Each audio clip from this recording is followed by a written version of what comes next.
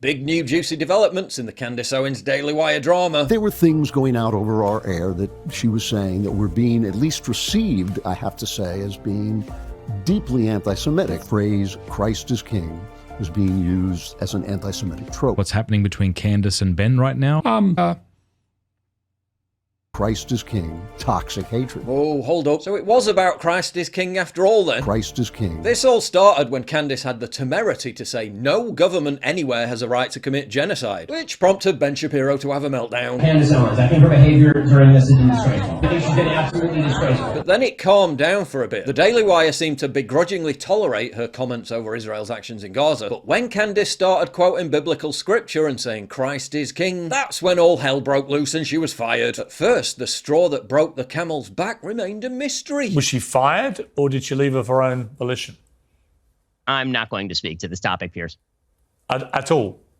At all. But then an alleged leak by 4 Christian Daily Wire employees claimed that Candace asserting Christ is King was one of, if not the primary reason for her dismissal. Well, that's all now being confirmed by the Daily Wire's Andrew Klavan himself. What happened? There were things going out over our air that she was saying that were being at least received, I have to say, as being deeply anti-Semitic. One of the ways this was happening was the phrase, Christ is King. Klavan strongly suggests that Candace was knowingly acting in bad faith by amplifying Christ is King as an anti-Semitic insult, and not, as she would claim, as a reinforcement of how she values her faith, over and above being paid by the Daily Wire to self-censor her criticism of Israel. I was just expressing the fact, my feeling that Christ is King.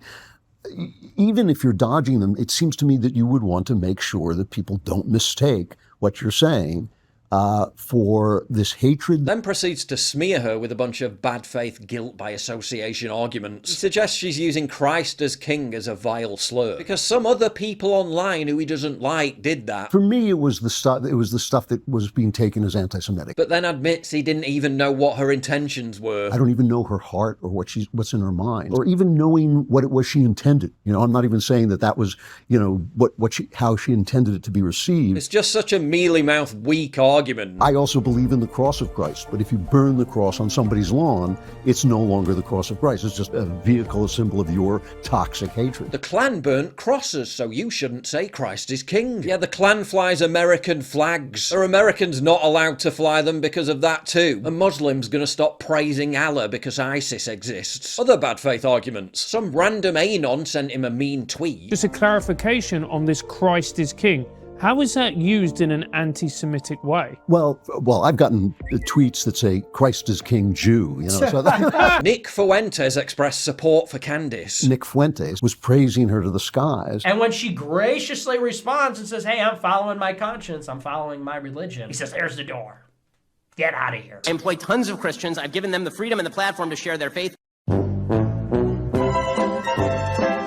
If Nick Fuentes praises me to the skies, I go out and say, no, I'm not on your side. I don't know what you mistook, but there was nothing coming back. You must disavow everyone they say is bad or you're anti-Semitic. Since when was Candace responsible for everything everyone else said about her, good or bad? Nick Fuentes expresses support for Donald Trump. You're going to throw Trump under a bus too? I mean, they did in 2016. You are a supporter of his, aren't you? No. You're not? No. And in 2022, so why not? Jordan Peterson, Daily Wire contributor, a man who strangely still can't seem to fully embrace Christianity, despite it being the foundational theme of nearly all his work, to the point where he started constantly wearing a jacket that's completely adorned in Christian frescoes. Peterson talks about Christianity and biblical scripture a lot, so it's kind of odd given that the beef between Candace and the Daily Wire is firmly rooted in scripture and religious belief, because Peterson's somewhat reticent to talk about it. Did you make an intentional decision to stay out of what's happening between Candace and Ben right now, or do you have opinions on it? Yeah, there's nothing useful I can add to that. There's no point in adding to the clamor at all. And yeah, that takes... While trying not to talk about it, he was very keen to talk about how much money Candace Owens was being paid by the Daily Wire. The Daily Wire deal, first of all, was very generous. It was a very generous financial offer. Very. and ridiculously so.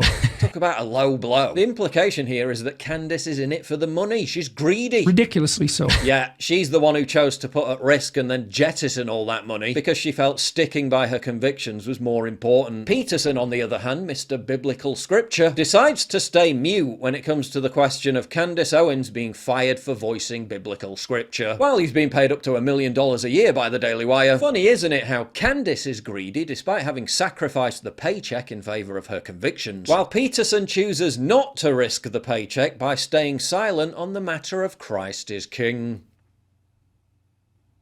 And while parroting the company line on Israel's actions in Gaza. Ridiculously so. Some might accuse Peterson of acting in bad faith too. We don't believe in the divinity of Christ. I think he was a Jew who tried to lead a revolt against the Romans and got killed for his trouble.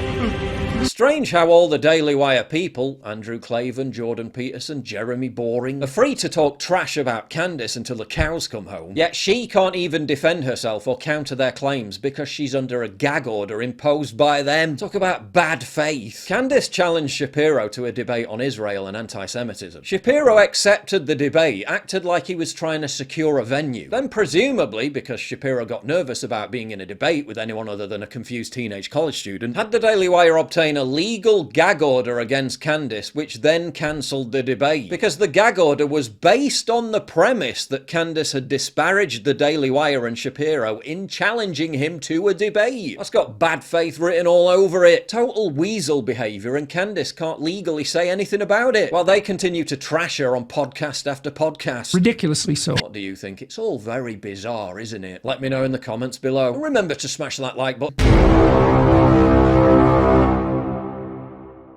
If you value what I do and you want to help support me, please visit pauljosephwatson.locals.com and either pledge a one-time donation or subscribe to join my community, get early access videos, and message me directly. And exclusive live streams coming soon too. Promise. Check out the Locals link down in the description. And don't forget to take a look at the brand new website, modernity.news. That's where you'll find all my content, including exclusive articles. That's modernity.news.